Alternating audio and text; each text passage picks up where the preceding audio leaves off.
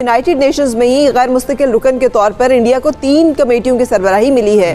सो ये तमाम चीज़ें हक़ाइक़ हम दुनिया के सामने रख रहे हैं, लेकिन इंडिया को दुनिया में जो मकाम हासिल है, ये हासिल होता चला जा रहा है। वो भारत को एक मिली है जिसका कि काफी मैं समझता हूँ उसके सीरियस इफेक्ट्स आ सकते हैं। फैक्टर्स होते हैं जिसके ऊपर ममालिक एक दूसरे को सपोर्ट कर रहे होते हैं, जिसमें तिजारत बहुत अहम चीज़ है और भारत उसमें बहुत आगे है। इसको हमें मानना भी चाहिए, एक्सेप्ट करना चाहिए। तो यूनाइटेड नेशंस में ही गैर मुस्तकिल रुकन के तौर पर इंडिया को 3 कमेटियों की सरबराही मिली है। सो ये तमाम चीज़ें हक़ाइक़ हम दुनिया के सामने रख रहे हैं, लेकिन इंडिया को दुनिया में जो मकाम हासिल है, ये हासिल होता चला जा रहा है। उसके बारे में क्या कहेंगे और वहाँ पे आपके ख्याल में क्या करने की जरूरत है? देखिए, वहाँ पे उनको एक बड़ी क्रूशल है कमेटी जो कि अफगान तालिबान की है। अफगान तालिबान के बारे में इंफॉर्मेशन और उनके ऊपर पाबंदियों के बारे में है। वो भारत को एक मिली है जिसका कि काफी मैं समझता हूँ उसके सीरियस इफेक्ट्स आ सकते हैं खित्ते के ऊपर, क्योंकि पीस प्रोसेस जो है वो अफगान तालिबान के रेफरेंस से ही चलाया जा रहा है। अब चीज ये है कि यहाँ पे आप अगर ये सोचें कि ठीक है यहाँ पे हमें सपोर्ट वो नहीं मिल रही और भारत को मिल रही है, ये अपनी जगह पे दुरुस्त है। लेकिन आप अफगानिस्तान में देखिए कि अफगानिस्तान के अपने लोगों को क्या अपने मुल्क का अमन अजीज नहीं होना चाहिए? लेकिन नहीं, वहां पे अशरफ गनी और अब्दुल्ला अपने जॉब्स, अपनी जो पोजीशन है उनको बचाने के लिए भारत के साथ वो कर रहे हैं, तावन कर रहे हैं। वो समझते हैं कि अगर पीस प्रोसेस में अफगान तालिबान को कोई हिस्सा मिल जाता है उस एग्रीमेंट की शक्ल में, तो शायद वो सदर ना रहे अशरफ गनी और अब्दुल्ला का भी क्लाउड खत्म हो जाए। तो वो अपने मुल्क के अमन को दाव पे लगा के बैठे हुए। तो बदकिस्मती ये है कि जब खुद आप अपने मामलात में खुद गर्ज हो जाएं कि मैंने मुल्क के मफाद के ऊपर अपने मफाद को तरजीह देनी है, तो फिर अमन तो नहीं आएगा।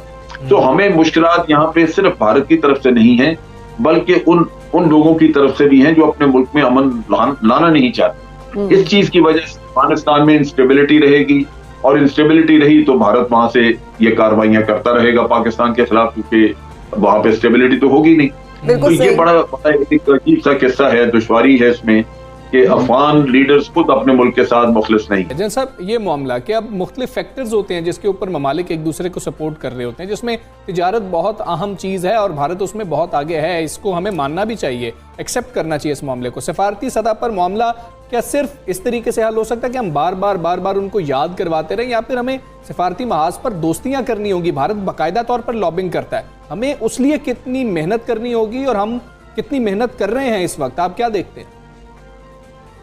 देखिए, पहले की निस्बत तो काफी ज्यादा काम हुआ है इस दौर में, लेकिन अब भी हमारी डिप्लोमेसी उतनी अग्रेसिव, उतनी इफेक्टिव नहीं है जितनी होनी चाहिए। आप भारत को देखिए कि जब पाकिस्तान के ऊपर उसने इल्जाम तराशियां कर रहे थे और करनी थी कि पाकिस्तान टेररिज्म कराता है भारत में, तो वो जो भी उनके मुल्क में विजिटर आता था उसके साथ जो ज्वाइंट कम्युनिके इशू होता था उसमें हर दफा ये जिक्र होता था कि पाकिस्तान ये काम बंद करे। इसका दुनिया पे बड़ा इफेक्ट पड़ता है कि जब आप देखें कि इंटरनेशनल लीडर्स जो हैं, वो जो भी अमेरिका से कोई आया है, इजरायली वजीर आजम वहां पे आया, कोई भी आया, वो ज्वाइंट कम्युनिके में ये करवा लेते थे। हमने कभी नहीं ये करवाया, हालांकि टर्की के प्रेसिडेंट यहाँ पे आते रहे, यहाँ हमारे उनसे बड़े ताल्लुकात हैं और मेरा ख्याल है कभी वो इससे झिझकते भी ना थे, ये वर्दगान इसमें सपोर्ट करते थे। लेकिन हमने ये कोशिश नहीं की, हमने अपने ज्वाइंट कम्युनिके में ये शामिल नहीं किया। इसी तरह जब हम जाते हैं दूसरे मुल्कों में, हमारे लीडर जाते हैं तो इंसिस्ट नहीं करते वहां जाके कि भारत के इस अमल को उजागर किया जाए, वहां पे कहा जाए या उनके। तो बात यह है कि फोकस की कमी है हमारे यहाँ, हमने कभी भी वो डेडिकेटेड एफर्ट नहीं की। बिल्कुल फोकस की कमी, हमने डेडिकेटेड एफर्ट कभी नहीं की। ऊपर से अफगान की कमेटी उनके पास है, तो ये मामला तशवीशनाक नहीं है। देखिए, बात यह है कि इसके अलावा दो एक और कमेटीज थी जिनकी भी वो कोशिश कर रहे थे उसकी प्रेसिडेंटशिप लेने के लिए। वो पाकिस्तान के लिए ज्यादा डैमेजिंग हो सकती। उसमें पाकिस्तान के ऊपर जो पाबंदियां वगैरह ये लगाने की कोशिश करते रहे हैं, उसके रेफरेंस से हमारे लिए मसाइल आ सकते हैं। जनरल साहब, ये बताइएगा, आप जिस तरह से जिक्र कर रहे हैं, बिल्कुल यही मामला है कि रिपोर्ट्स पहले भी बहुत आती हैं, आलमी फोरम्स पर बात भी होती है, भारत का मकरू चेहरा पाकिस्तान बेनकाब भी करता है, लेकिन हम ये देखते हैं कि भारत को फर्क ही नहीं पड़ रहा होता, उसके कान पे जूं तक नहीं रेंग रही होती। उसके लिए अब क्या करने की जरूरत है? क्या ये सिर्फ रिपोर्ट सामने आएगी? इस वाली रिपोर्ट के बाद भी रिपोर्ट की क्या अहमियत रह जाती है जब कुछ अमलियत ही नहीं है इस मामले पर? भारत को रोका ही नहीं जाता।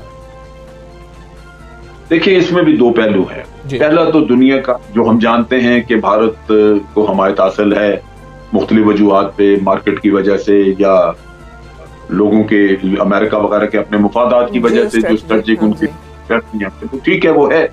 तो लगता ये है कि ये सब की मिली भगत आपस में भारत को एक तरह की खुली छूट और जानते हुए नतीजा ये है कि पाकिस्तान को अब क्योंकि सारा कुछ मयसर आ गया, हमें FATF में भी जाना चाहिए, यूनाइटेड नेशन में भी जाना चाहिए, ताकि भारत को अब डिफेंसिव पे डाला जाए, भारत के ऊपर सारा मलबा लाया जाए, क्योंकि पाकिस्तान ने तो 15 साल भुगता है ये चीज। ठीक है, तो हमारा अब है कि उसको वापस इन्हीं के ऊपर लेके जाए। लेकिन डेफिनेटली एक मसला दूर है, जो हम चाह रहे थे कि जल्दी से जल्दी अफगानिस्तान में अमन आए, वो प्रोसेस हो दूर चले जाए, खास तौर पे जब जो बाइडेन कह रहे हैं कि जी हम ये मुआहदे को रिविजिट करेंगे, जो कि बिल्कुल ठीक।